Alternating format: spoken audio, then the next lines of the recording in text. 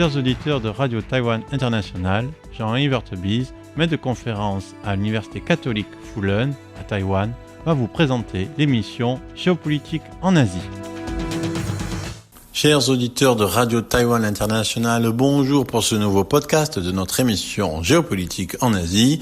Nous allons revenir sur un événement qui concerne à la fois Taïwan et la Chine, mais qui concerne pas seulement le niveau politique, mais aussi le niveau économique, et qui en fait entremêle dans un mixte assez intéressant donc à analyser les aspects, on va dire, les plus tendancieux, les plus difficiles, les plus complexes, les plus épineux de la relation entre la République populaire de Chine et la République de Chine, entre la Chine et Taïwan, mais aussi qui met en exergue la difficulté de la Chine au niveau économique. De quoi nous voulons parler ? Nous voulons parler ici des investigations qui se sont déroulées le mois dernier dans les usines de Foxconn en Chine. Alors, petite mise en situation, le climat des affaires en Chine ne se porte pas au mieux, on le sait, mais ce n'est pas dû seulement au ralentissement économique. Ou plutôt, ce ralentissement économique, il est aussi dû à un climat des affaires qui est finalement impacté par le fait que aujourd'hui, le pouvoir en place veut imposer sa marque, veut laisser sa trace, veut, on va dire, imprimer son moule sur la conduite des affaires économiques. Alors en avril 2023, la police a interrogé les employés du bureau de Shanghai, du cabinet de conseil Bain. Donc les cabinets de conseil sont dans le collimateur. En mai 2023, les autorités chargées de la sécurité de l'État ont perquisitionné les bureaux de Capvision, aussi un réseau de conseil.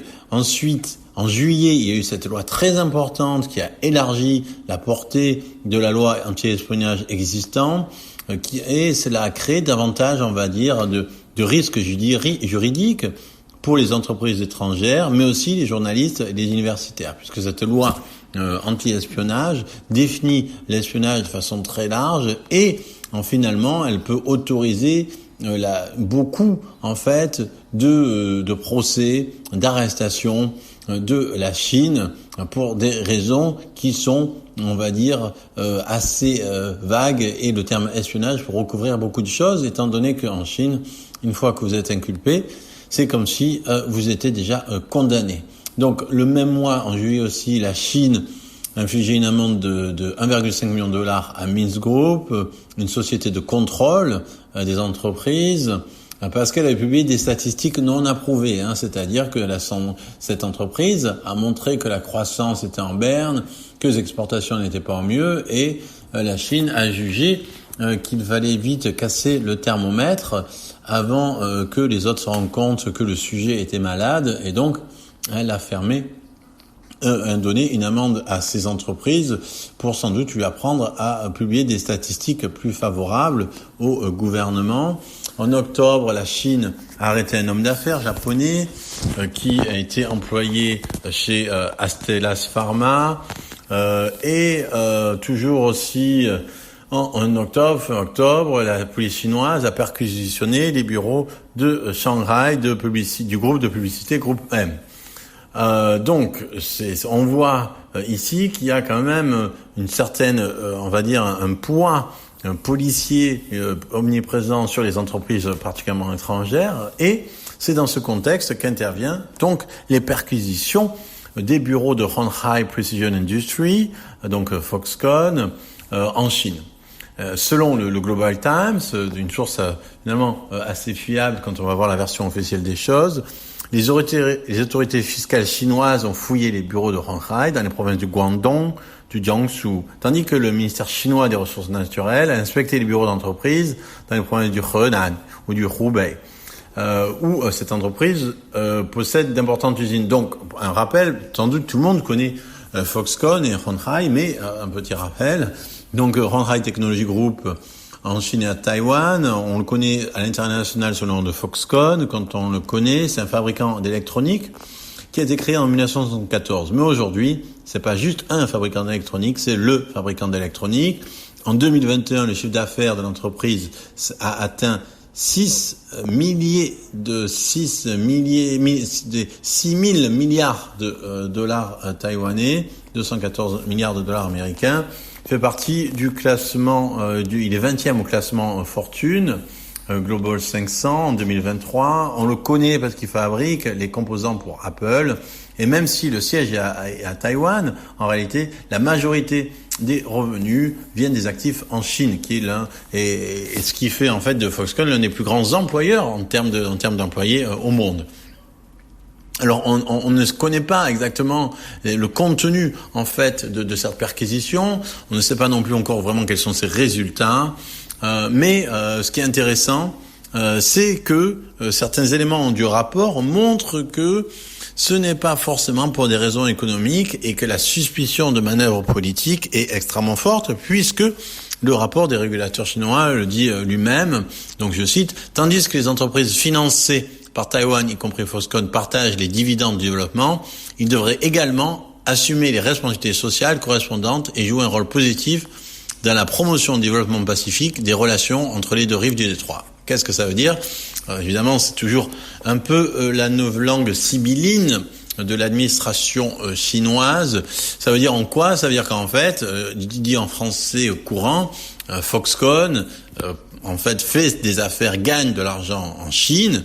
Et si ils veulent gagner de l'argent en Chine, ils n'ont pas intérêt à dire que de la Chine et Taïwan c'est différent. La condition pour gagner de l'argent en Chine, c'est de dire que Taïwan fait partie de la Chine, et donc finalement de se placer complètement dans la ligne directrice de Pékin par rapport à Taïwan. Or, évidemment, c'est quoi ici la petite particularité ? Je pense que les auditeurs qui suivent l'actualité taïwanaise et qui nous écoutent le savent, mais donc je rappelle que Foxconn, son fondateur et ancien président, c'est Thierry Gou, qui s'est présenté, qui a annoncé en août, qui est en course aux élections présidentielles de janvier 2024 en tant que candidat indépendant. Or, ce qui est assez remarquable, intéressant, c'est que lors du lancement de sa campagne à Taipei, Thierry Gou avait explicitement fait référence à cette menace de coercition économique de la Chine, en disant qu'en fait, elle n'était pas à l'ordre du jour, que c'est quelque chose qui n'était pas pensable et que ça serait mal comprendre la Chine et mal comprendre aussi sa position au sein de l'entreprise et la valeur ou le geste de sa candidature à Taïwan. Donc il disait, si la Chine, donc Thierry Gou se prononçait ainsi lors de sa campagne de lancement pour la campagne présidentielle de janvier 2024, si la Chine devait confisquer les actifs de Hon Hai Precision Industries, cela nuirait aux intérêts des principaux fonds de pension mondiaux et aucun investisseur étranger n'oserait investir. Autrement dit, ce que dit Thierry Gou, c'est que Foxconn est too big to fail et que une entreprise qui produit des composants électroniques pour Apple, pour Tesla, pour Amazon, pour Nvidia, n'est pas en fait une compagnie, une entreprise que l'on peut inquiéter, puisque tout arrêt de la production en raison de pression politique, donc que Pékin pourrait exercer sur Foxconn afin de toucher Gou lui-même dans sa course à la présidentielle, ou même s'il était président, tout ça ne devrait pas finalement inquiéter les électeurs, puisque il disait je ne céderai pas aux menaces de la Chine. Or, évidemment, s'il y a quelque chose que la Chine déteste, c'est que quelqu'un dise qu'il ne cède pas à ces menaces. Comment est-ce qu'on ne peut pas céder aux menaces de l'empereur, de l'Empire céleste ?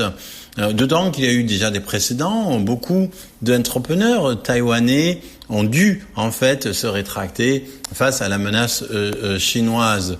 Alors, le 24 novembre 2021, par exemple, le gouvernement chinois, il avait infligé à 2 sociétés de Far Eastern Group une amende, une société immobilière, une amende de 64 millions de dollars et saisi une partie de leurs biens immobiliers pour violation dite de l'environnement et aussi de la fiscalité dans 5 provinces.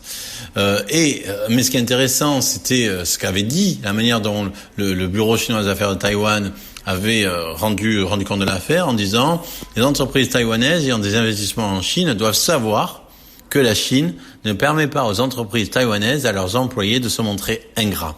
Ça veut dire quoi ? Ingrat, donc c'est précisé, les dirigeants de ces entreprises devraient comprendre qu'ils n'ont pas à faire de dons pour soutenir les partis indépendantistes de Taïwan Et qu'est-ce que ça veut dire? Ça veut dire qu'en fait, Far Eastern Group avait fait un don lors de la campagne de réélection de Tsai Ing-wen, avait fait des dons au Parti démocrate progressiste, qui, évidemment, soutiennent la distance avec la Chine. Et donc, il a fallu punir l'entreprise et ses responsables.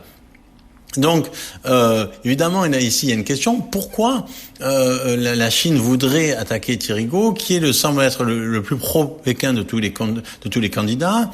Pourquoi attaquer Thierry Gault alors que lui-même avait dit que la Chine était fréquentable, que la Chine était responsable, qu'il ne fallait pas craindre économiquement la Chine, et c'est au moment même que la Chine vise ces entreprises sur le continent. C'est parce que en fait la Chine veut un peu ici marquer son territoire et dire que personne n'est too big to fail. Il y a que le seul qui est too big to fail en Chine, c'est le Parti communiste chinois, et aucune autre entreprise n'est au-dessus de ça. Et plus encore, le problème peut-être, c'est que Thierry Gault, il a ajouté sa candidature à ceux des deux autres candidats de l'opposition, Ko Wen-je du TPP et Roh Yo-hee du KMT, et donc ça fragmente encore plus le vote d'opposition et ça rend d'une certaine manière encore plus possible la victoire de William Lai, le vice-président de la présidente actuelle, donc du DPP. Et c'est peut-être aussi cela que la Chine veut dire à Thierry Gault. Et ce qui est très intéressant, surtout, c'est la réaction finalement de William Lai, qui plutôt que d'enfoncer le clou en disant à Thierry Gault, tu vois, tu t'es bien trompé. Au contraire, il a pris la défense de Gault en disant Pékin devrait chérir et prendre soin des entreprises taïwanaises qui ont apporté de nombreuses contributions à l'économie chinoise, plutôt que de forcer les Taïwanais à prendre une position politique à l'approche des élections. C'était Jean-Yves Heurtebise dans son émission Géopolitique en Asie pour RTI.